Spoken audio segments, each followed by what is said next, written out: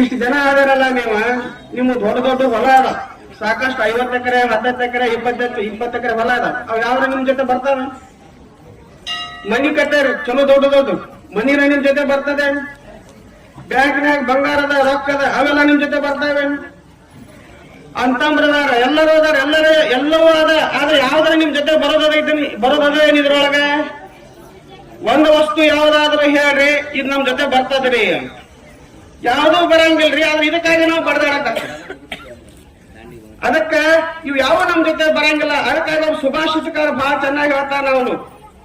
ಅವ ಹೇಳ್ತಾನ ಮಾಂಧಾತಾಸ ಮಹಿಪತಿ ಗತಯುಗ ಅಲಂಕಾರ ಭೂತೋ ಗತಃ ಸೇತು ರೇನ ಮಹೋ ದದೌ ವಿರಚಿತ ಕ್ವಾ ಸೌ ದಶ ಶಾಂತಕ ಅನ್ಯೇ ಚಾಪಿ ಯುಧಿಷ್ಠರ ಪ್ರವೃತ್ತಯ ಯಾತ ದೀವಂ ಭೂಪತೆ ನೈಕೆ ನಾಪಿ ಸಮಂ ಗತ ವಸುಮತಿ ಮುಂಜತ್ವಯ ಯಾಸ್ಯ.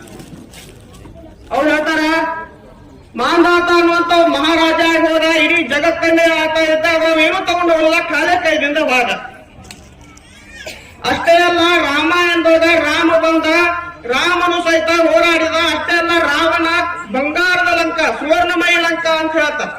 ಹಂಗ ಬಂಗಾರದಿಂದ ತಯಾರಿಸಿದಂತ ಲಂಕಾವು ಸಹಿತ ತಗೊಂಡು ಹೋಗ್ತಾವ ಕಡೆಯಿಂದ. ಅಷ್ಟೇ ಅಲ್ಲ ರಾಮ ಇಷ್ಟೆಲ್ಲವೂ ಮಾಡಿದ.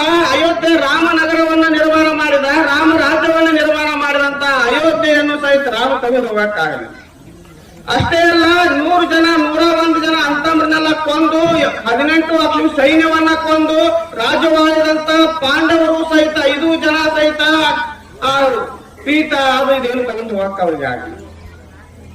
ಕಾಲಿನ ಹೋದ್ರು. ಅಷ್ಟೇ ಅಲ್ಲ ಅಲೆಕ್ಸಾಂಡರ್ ತನ್ನ ಜೀವನದ ಕೊನೆಗೆ ಹೇಳ್ತಾನ, ನಾನು ದೇಹ ಬಿಟ್ಟ ಬಳಿಕ ನನ್ನ 2 ಕೈಗಳು ಕಪಾಟದಿಂದ ಪೆಟ್ಟಿಗೆಯಿಂದ ಹೊರಗಿಡ್ರಿ ಖಾಲಿ ಕೈಗಳನ್ನ ಅಂತ ಹೇಳ್ತಾರೆ.